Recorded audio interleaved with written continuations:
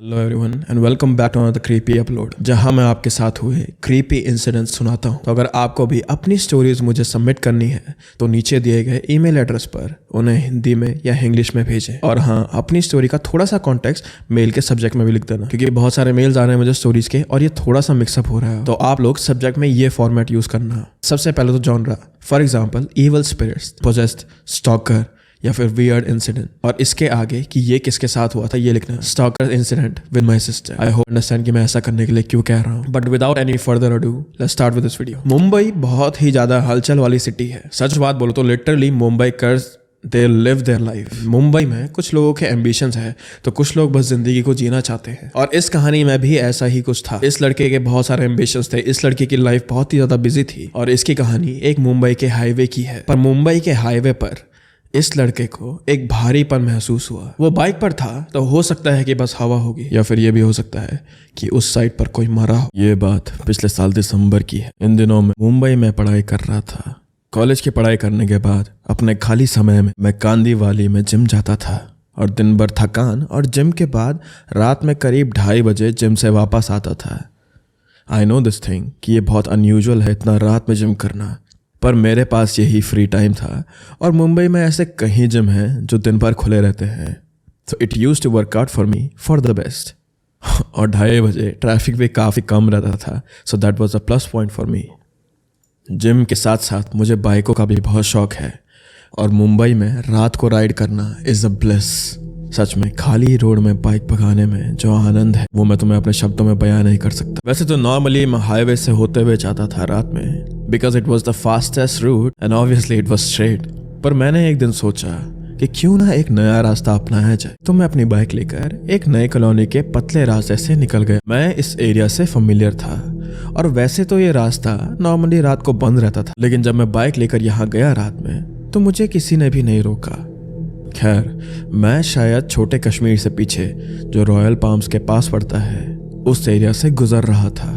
मैं नॉर्मल ही बाइक चला रहा था, पर तभी अचानक मुझे कुछ अजीब सा महसूस हो। हवा और आसपास का सन्नाटा मुझे कुछ ठीक नहीं लग रहा था। आई एम श्योर कि अगर तुमने कभी बाइक चलाई होगी तो तुमने अपने कान में वो हवा कटने की आवाज सुनी होगी, बट दिस वॉज डिफरेंट। मैंने पहले भी गलियों में तेज बाइक दौड़ाई है, लेकिन इतना भारीपन, इतनी प्रेजेंस मुझे कभी भी फील नहीं हुई थी। हाँ, मुझे हवा कटने की आवाज़ सुनाई दे रही थी, लेकिन जो ये प्रेशर मैं अपनी बॉडी पे फील कर पा रहा था ये कुछ अजीब सा था। तो डर से मैं बाइक और तेज भगाने लगा, लेकिन कुछ 1 मिनट बाद मुझे कुछ महसूस हुआ। मुझे ऐसा लगा कि मेरे बाइक के पीछे वाली गद्दी थोड़ी भारी हुई है और किसी ने मेरा कंधा थपथपाया था।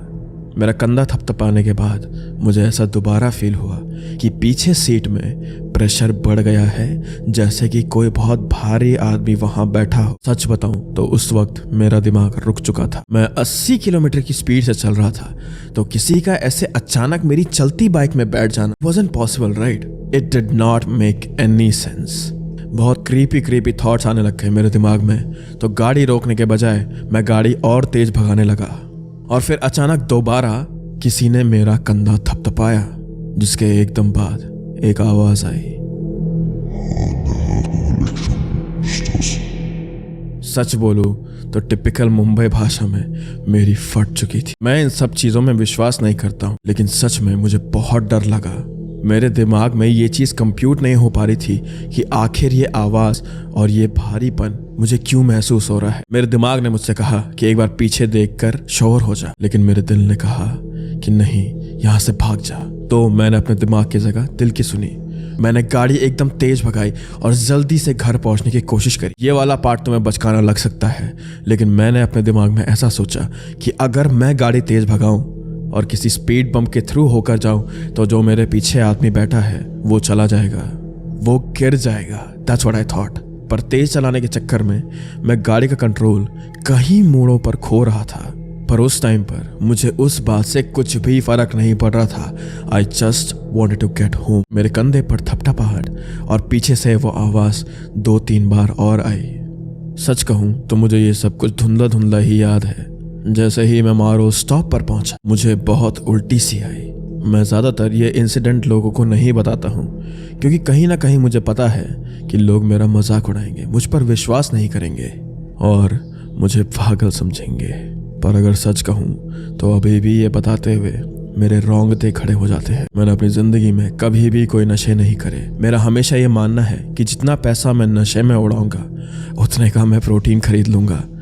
So you should be assured कि उस समय मैं हेलुसिनेट नहीं कर रहा था। बाइक चलाते हुए मैं होशो हवास में ही था, पर सच में मुझे आज तक नहीं समझ आया कि मैंने वो महसूस क्या करा।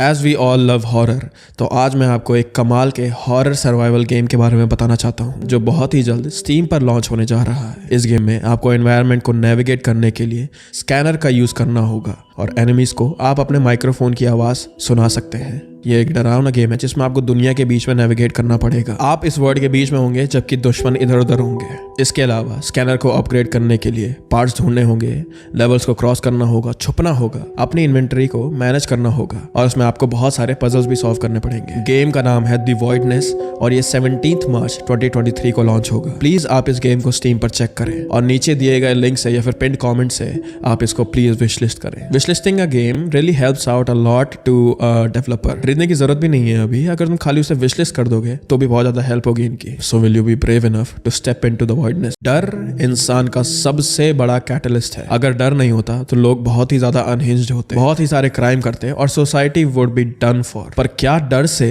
तुम्हारी बॉडी पर असर पड़ सकता है? क्या एक डरावनी चीज एक मंदिर जैसे पवित्र स्थल पर देखने के बावजूद ऐसी चीज से क्या तुम्हारी मेंटल स्टेट पर फर्क पड़ सकता है? I am Sneha and I live in Nepal. Before getting into the exact story, I will tell you a few things that you should know to understand the exact situation. ये incident करीब 4 साल पहले हुआ था। मेरी ज़्यादातर लाइफ मैंने काठमांडू में ही बिताई है and I go to my village on Chhath Puja. हर साल की तरह मैं अपने गांव छठ पूजा पर गई क्योंकि वहाँ एक टेम्पल है जहाँ छठ पूजा हमेशा होती है और ये टेम्पल उस जगह में बहुत फेमस है। जब भी मैं गाँव जाती हूँ तो आई मेक श्योर कि मैं इस टेम्पल में एक बार ज़रूर जाऊँ। इस मंदिर की एक बात बहुत इम्पॉर्टेंट है कि हर मंडे वहाँ एक स्पेशल रिचुअल होता है। बहुत सारे लोग जिन्हें अपनी लाइफ में कुछ प्रॉब्लम है, इंक्लूडिंग दोज पीपल जो या तो पोजेस हो चुके हैं या फिर वो किसी ईवल आत्मा से डील कर रहे हैं, वो भी इस टेम्पल में आते हैं मंडे को। ये रिचुअल जो है वो रिसेंटली स्टार्ट हुआ था, नियरली 5 साल before this incident took place. And हर बार जब मैं वहाँ जाती थी तो कुछ ना कुछ हो जाता था और मैं उस टेम्पल मंडे को नहीं जा पाती थी। I went to my village for only 3 days a year and उसमें भी सिर्फ एक ही दिन उस मंदिर जा पाती थी। तो मुझे कभी भी ऐसा मौका नहीं मिला कि मैं इस रिचुअल को देख पाऊँ। बचपन से ही मुझे क्रीपी चीज़ें बहुत ज़्यादा पसंद थी। सो फाइनली मुझे एक ऐसी अपॉर्चुनिटी मिल गई थी जिसमें मैं पोजेस लोगों को देख पाऊँ, और वो भी एक ही नहीं बल्कि बहुत सारे सेम टाइम पर। मैं अपनी माँ के साथ इस टेम्पल में मंडे को गई एंड मैंने बहुत सारे पोजेस लोग भी देखे वहाँ। हम लोग वहाँ करीब 1 घंटे तक थे, जिसके बाद मेरी माँ ने मुझे बोला कि चलो अब घर चलते हैं। मैंने भी हाँ बोला। मैं जाने के लिए बस उठने ही वाली थी, तभी मेरी माँ किसी से मिली और वो दोनों बातें करने लगे। तो एक अच्छे बच्चे की तरह मैं वहाँ पे खड़ी हुई अपनी मम्मी के बगल में, और जब ये दोनों बातें कर रहे थे तो मैं इधर उधर देख रही थी। सच में मैं समझा नहीं सकती हूँ कि कितने सारे पोजेस लोग थे इस मंदिर में, but it was very fascinating. पर उन सभी लोगों के बीच में मुझे एक पोजेस्ड लड़की दिखी जो कि करीब 7 साल की थी। मैंने हमेशा ये माना है कि अगर हम किसी डरावनी चीज़ से डरते नहीं हैं, उसकी तरफ देखते नहीं हैं, उसके बारे में जानते नहीं हैं, तो वो चीज़ हमें कभी भी डरा नहीं सकती है। मुझे पता था कि अगर मैं इस लड़की की तरफ देखूंगी तो मुझे कुछ ना कुछ फील होगा, लेकिन उससे दूर देखने की बजाय मैंने सीधा उस लड़की की आंख में देखा। हम दोनों एक दूसरे की तरफ देख रहे थे और मेरे दिमाग में मुझे ये पता था कि ये लड़की पोजेस्ड है। पर फिर अचानक कुछ हुआ। इस लड़की ने मुझे एक बहुत अजीब सी क्रीपी स्माइल दी। मुझे उसे हंसते हुए देखकर डर सा लगा और मैंने अपनी मम्मी का हाथ खींचा और कहा कि मम्मी जल्दी घर चलो। मेरी मम्मी ने मुझे देखकर सीधा घर चलना ही सही समझा और उसके बाद पूरा दिन एकदम नॉर्मल था। गांव से अब हम वापस काठमांडू आ गए थे और घर में सेटल होने के बाद उस दिन सोने से पहले मेरे साथ एक बहुत अजीब सी चीज़ हुई। मैं अपने बेड में सो ही रही थी जब अचानक मुझे एक घोस्टली फिगर दिखा। वो एक लड़की थी, उसके बाल खराब थे, उसका मुंह जला हुआ था। वो कॉरिडोर से मेरे रूम की तरफ आ रही थी और अजीब बात ये थी कि मैं ये सब कुछ 3rd पर्सन में देख रही थी, almost like that I could see my self sleeping. मैंने अपने दिमाग में ये सोचा कि मुझे बस बुरा सपना आ रहा है, पर फिर भी मैं अपना शरीर, इस लेडी का शरीर और अपने कमरे को देख पा रही थी। मैंने अपने आप को उठाने की कोशिश करी। ये बस एक खराब सपना है, जल्दी उठ जाओ, जल्दी उठ जाओ। और मेरी आंख खुली। मैं उठ तो गई थी पर मैं अपना शरीर हिला नहीं पा रही थी। मैंने बहुत कोशिश करी पर कुछ भी नहीं हो पा रहा था एक्सेप्ट मेरी आंखों के। मेरी आंखें तो खुल पा रही थी पर मैंने अपनी आंखें एकदम से टाइट बंद कर ली क्योंकि मैं दोबारा से इस लड़की को नहीं देखना चाहती थी। करीब 2 मिनट तक स्ट्रगल करने के बाद मैं हिल पाई। मैं अपने बेड में बैठी और रात का टाइम होने की वजह से मैं बहुत ही ज़्यादा डरी हुई थी अपने कमरे में। डर के मारे मैं अपनी माँ को बुलाना तो चाहती थी पर मेरे पेरेंट्स का कमरा कॉरिडोर के दूसरे साइड था, वही कॉरिडोर जहाँ मैंने इस लड़की का शरीर देखा था। तो मैंने अपना मन संभाला, लंबी सांसें ली और वापस सोने की कोशिश करी। अगली सुबह मैंने ये एक्सपीरियंस अपने पापा को बताया और वो मुझ पर चिल्लाने लगे, कहने लगे कि मैं सोने से पहले अपने पैर नहीं धोती हूँ, इसीलिए मुझे ऐसे गंदे सपने आते हैं। अगर तुम अपना बिस्तर साफ रखोगे तो तुम्हें कभी भी ऐसे सपने नहीं आएंगे। That's what he told me। तो ये देखकर मैंने उन्हें ज़्यादा कुछ नहीं बोला। मैंने सब कुछ गूगल करा एंड मुझे गूगल पे मिला that this experience is called sleep paralysis. मुझे अब थोड़ा चैन आया क्योंकि जो मेरे साथ हुआ था लीस्ट मैं उसको एक नाम दे सकती थी, sleep paralysis. At least this was a scientifically explained phenomenon. मैंने इसके बारे में ये पढ़ा 1 महीने में बस 2-3 बार होना चाहिए था और ये कभी भी रेगुलर बेसिस पे नहीं होता है। तो थोड़ा रीअश्योरेंस मिलने के बाद मैं उस पूरे हफ्ते नॉर्मल स्लीप करने चले जाती थी, इस बार अपने पैर धोकर। पर मुझे ये स्लीप पैरालिसिस करीब 3 बार हुआ था एक ही हफ्ते में और हर बार ये और भी ज़्यादा क्रीपी होता गया। जब भी मैं अपना शरीर नहीं हिला पाती थी तो मैं मन में चांट करती थी, राधे कृष्णा, राधे कृष्णा। हमेशा ये शब्द बोलकर मुझे बहुत अच्छा फील होता था और मुझे डर भी कम लगता था। तीसरी बार के बाद मैंने अपनी माँ को डरी हुई हालत में इस सब चीज़ों के बारे में बताया और उन्होंने कहा कि अब वो मेरे साथ सोएंगी हर दिन। पर जब भी वो मेरे साथ सोती थी मुझे कभी भी ऐसा एक्सपीरियंस दोबारा नहीं हुआ और मैं बड़ी चैन की नींद सो पाती थी। नाउ वी फास्ट फॉरवर्ड, मेरे बोर्ड्स आने वाले थे और मैं हर सुबह 5:30 बजे उठकर मैथ्स का ट्यूशन पढ़ती थी। तो कुछ दिनों बाद मैंने अपनी माँ को बोला कि अब ठीक है, मैं सुबह जल्दी उठती हूँ तो मैं अब अकेले सो सकती हूँ, क्यों आपकी नींद खराब करनी, आप अपने कमरे में जाकर आराम से सोया करें। जब मुझे लगा कि सब कुछ ठीक हो गया है, दोबारा से एक रात को मुझे स्लीप पैरालिसिस हुआ। मुझे दोबारा डर लगा। मैंने दोबारा अपनी माँ से कहा मेरे साथ सोने के लिए, पर इस बार सरप्राइजिंगली मेरी मम्मी के बगल में होने के बावजूद मुझे दोबारा ऐसे सपने आए।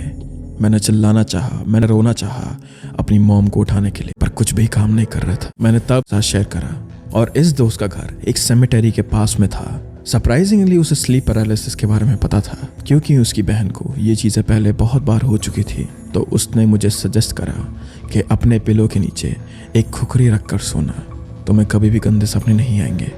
एंड फाइनली फॉर 2-3 मंथ्स मुझे अब कभी भी ऐसे सपने नहीं आते हैं। May be all of this was induced because of studies, या फिर उस मंदिर में जो मैंने देखा था उसकी वजह से। But it was really draining for me.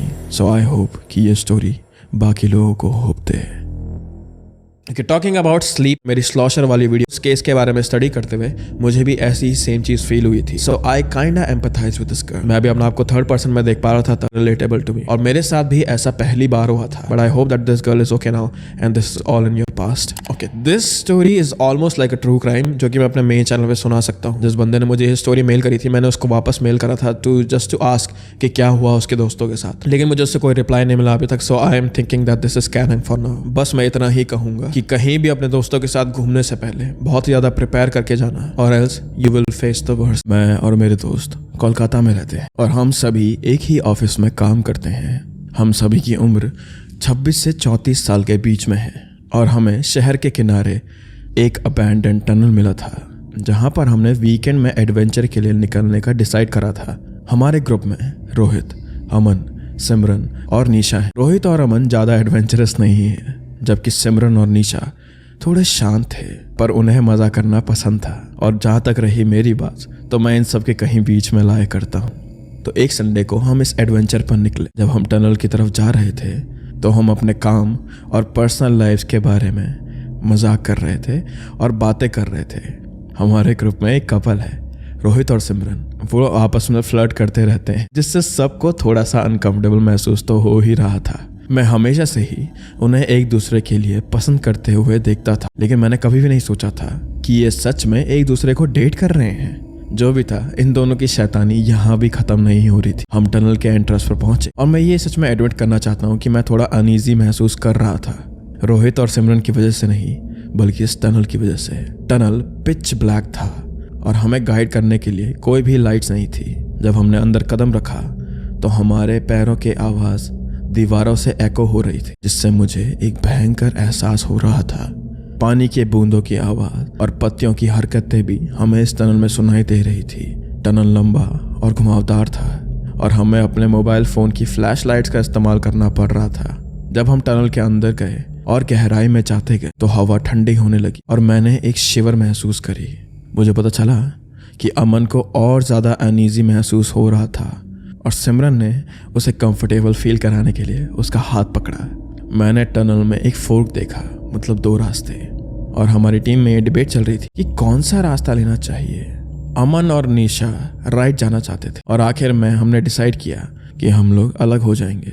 Tunnel के अंदर चलते हुए हमें अजीब अजीब सी आवाज़ें सुनाई देने लगी। लग रहा था जैसे कोई हमेशा हमें देख रहा है और मुझे नज़र आया कि निशा और अमन भी ऐसा ही महसूस कर रहे थे। तो डर से हम अपनी पेस तेज करने लगे, उम्मीद करते हुए कि रोहित और सिमरन हमें आगे कहीं मिल जाएंगे। तभी हमें टनल के लेफ्ट साइड से एक भयंकर चीख सुनाई थी। वो रोहित की आवाज़ थी। हम आवाज़ की तरफ भागते हुए गए, लेकिन जब हम टनल के दूसरे कोने पे पहुंचे तो किसी को भी कुछ नहीं मिला।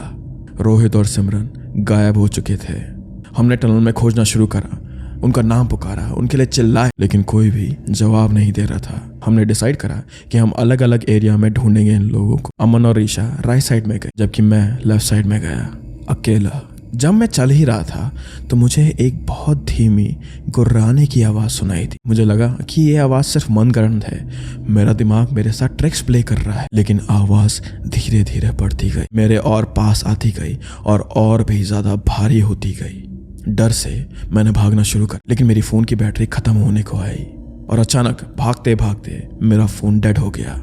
अब सब कुछ काला था, पूरा अंधेरा। छोटी से छोटी चीज़ मुझे सुनाई दे रही थी पर कुछ भी दिखाई नहीं दे। मैंने पीछे से कुछ कदमों की आवाज़ सुनी और मुझे पता चला कि मैं अकेला नहीं था। मैंने मदद के लिए चिल्लाने की कोशिश करी, लेकिन मेरी आवाज़ रुकी हुई थी। मेरे दोनों हाथ किसी ने पकड़े, लेकिन ये नॉर्मल हाथ नहीं थे। मुझे क्लियरली फर फील हो रहा था इन हाथों में। मैंने वापस लड़ने की कोशिश करी, पर किसी ने मुझे एक बहुत जोर से मुक्का मारा और मैं बेहोश हो गया। 3 दिन बाद मैंने अपनी आंखें हॉस्पिटल में खोली और मेरे बगल में अमन और निशा बैठे हुए थे। उन्होंने मुझे बताया कि मुझे उन्होंने टनल के बाहर बेहोशी में पाया था और सैडली रोहित और सिमरन का अभी भी उन्हें कोई पता नहीं चला था। पुलिस ने उन्हें ढूंढने की कोशिश की, लेकिन वो उन्हें कभी भी नहीं मिले। शायद ये हमारी ही गलती थी कि हम शाम के टाइम पे ऐसी जगह गए थे, वो भी बिना प्रिपरेशन के, कि जो हॉरिफाइड एक्सपीरियंस मुझे उस टनल में फील हुआ था वो मैं कभी नहीं भूलूंगा। Thank you so much for watching this video guys. Again, अगर आपको अपनी स्टोरीज मुझे भेजनी है तो मैंने नीचे एक ईमेल दिया है, वहां पर आप अपनी स्टोरी हिंदी या फिर इंग्लिश में मुझे बता सकते हैं। Please use that subject format so that मेरे को ईजी हो जाए आपकी स्टोरी रिकॉग्नाइज करने में, क्योंकि मैं एक बार पढ़ता हूँ, मुझे वो स्टोरी अच्छी लगती है पर फिर वो गायब हो जाती है सच में। Take care, like, subscribe and I will see you very very soon.